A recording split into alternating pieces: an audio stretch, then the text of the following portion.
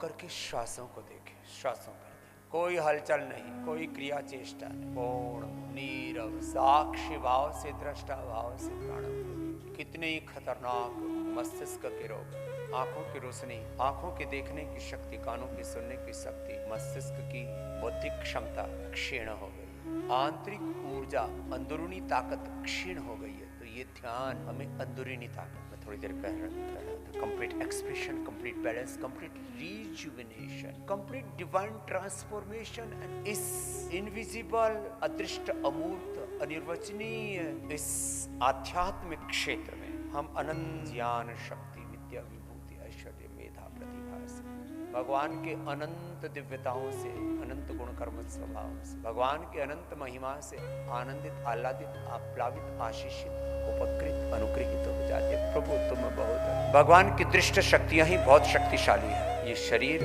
और शरीर के अलावा मनुष्यतर, जड़ी बूटियां और तमाम तरह की जागतिक शक्तियां, भगवान की दृश्य शक्तियां, एक एक जड़ी बूटी वनस्पति में, एक एक इंसान में, एक एक पेड़ पौधे में, इस पूरे ब्रह्मांड में कितनी शक्तियां हैं, कितनी संपदाएं हैं, कितनी विभूतियां हैं, कितने ऐश्वर्य। ये तो भगवान की दृष्ट जागतिक शक्तियां, मूर्त शक्ति। इसकी पूछे अमूर्त शक्तियां तो इस दिखने वाले जगत की शक्तियां तो 1% है, 99% तो अमूर्त शक्ति। जब हम ध्यान करते हैं प्राणों के साथ, प्राण माध्यम बन जाता है, प्राण बीज मंत्र है, मूल मंत्र है। फिर इसके आगे और सारे मंत्रों का, सूत्रों का, शास्त्रों का, स्तोत्रों का, स्तुतियों का विस्तार, जो अलग अलग बीज मंत्र हैं। सबसे प्रथम मंत्र, प्रथम शब्द, प्रथम उद्घोष इस सृष्टि का ओंकार, ओम के ध्यान के बाद फिर आप जैसे जैसे दृष्टा होते जाएंगे, साक्षी होते जाएंगे, जैसे जैसे ध्यान में परिपक्वता आती जाएगी, आप गुणातीत, भावातीत होते चले जाएंगे। और कल जैसे मूलाधार चक्र में ध्यान कराए, उसके बाद आप मूलाधार, स्वादिष्ठान, मणिपुर,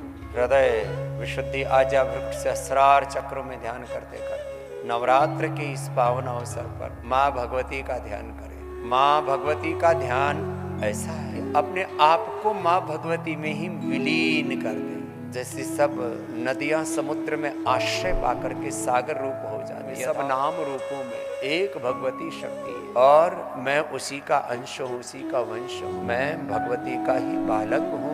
ऐसे माँ भगवती की चरण शरण में जब उनके प्रतिरूप होकर के, उन्हीं के ही विग्रह रूप होकर के हम उनकी भक्ति करते हैं, तो हमारे पूरे अस्तित्व में माँ भगवती की शक्ति मूर्त रूप से अभिव्यक्त हो जाती है।